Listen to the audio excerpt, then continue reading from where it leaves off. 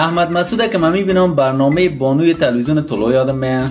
نفر زنگ میزد میگفت عاشقش هستم، دیوانهش هستم، بدونش زندگی نمیتونم، نمیفهمم چی کنم، برام یک مشوره بتین.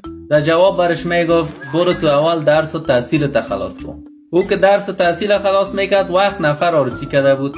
احمد مسعود هم حتما میگفت کاکا فهیم، کاکا بسم الله، اگه به یک ترتیب به ما یک سفارت یا وزارت چیز را بتین. مارشال فهیم برش میگفت برو تو اول درس و خلاص کو، باز گپ میزنی.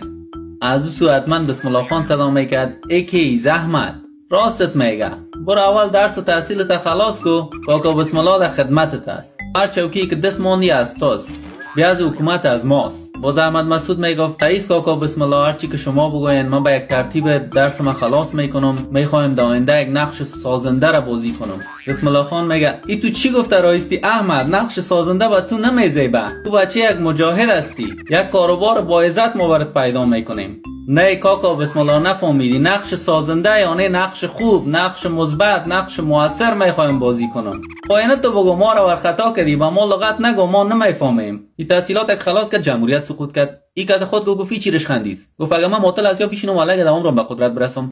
گفت من خودم باید پکول پوشیده یک کار کنم.